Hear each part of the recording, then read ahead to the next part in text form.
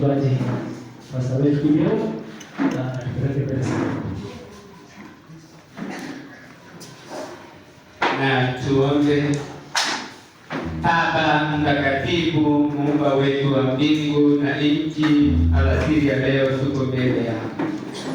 Tunakushukuru, tunahimidi jina lako, tunakuheshimu katika hii Bwana. Wewe ni Mungu mwaminifu kwa kila mmoja ambaye amechangia mjana wa leo. Sisi ambaye mabaki ambaye tumebaki katika dunia hiyo, Baba wetu wa mbingu, tunakupa sifa na utukufu. Neema yako Mfalme wa mbinguni itutoshe mjana wa leo. Wacha jina lako inuliwe na hata itukuke Bwana. Tazama dhabihu ambayo iko mbele yetu alasiri ya leo. Baba mtakatifu wa mbinguni, tunakutukuza nani, maana unastahili katika jina la Yesu Kristo. Uinuliwe na utukuke Baba wetu wa mbinguni. Tunapoenda kuanza ibada hii, anza pamoja nasi Mfalme wa mbinguni. Asante kwa sababu ya waumini, wabariki na watende mema. Asante kwa sababu ya wachungaji, wabariki na wainue. Baba wetu wa mbinguni, anza pamoja nasi. Tukitamatisha tutakushukuru na kulifiki jina lako. Katika jina la Baba, Mwana na Roho Mtakatifu tunaomba na kuamini. Amen. Sote tuseme amen. Tupigie Bwana Yesu makofi mazuri. Haleluya. Kwa hivyo kwa kila hali Mungu wetu ni mwema na ni mwaminifu. Kwa hivyo naendelea vizuri katika jina la Yesu Kristo.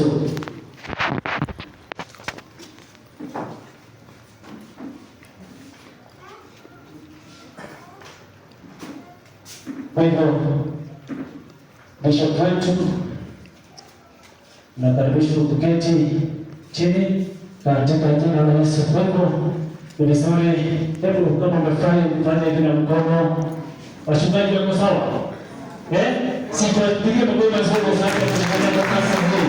Katika jina la Yesu. Kwa hivyo ni vizuri tunakaribisha tuketi, alafu wanajokea karibia tuingie kwa nyimbo mbili moto moto, alafu tuende hapo, pengine tuko haraka katika jina la Yesu. Karibu wanajokea katika jina la Yesu Kristo.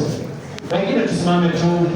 Hii sherehe ni ya ndugu yetu mchungaji wetu Karela, tunafurahi. Kwa hivyo ni vizuri tuweze kusimama tu tukaingia kwa nyimbo mbili katika jina la Yesu. Tuweze kuingia hapo pengine katika jina la Yesu. Wanakwaya wetu tusimame tuko haraka katika jina la Yesu. Tusimame zote wanakwaya, karibuni kwa haraka kwa nyimbo mbili na tuende hapo pengine katika jina la Yesu.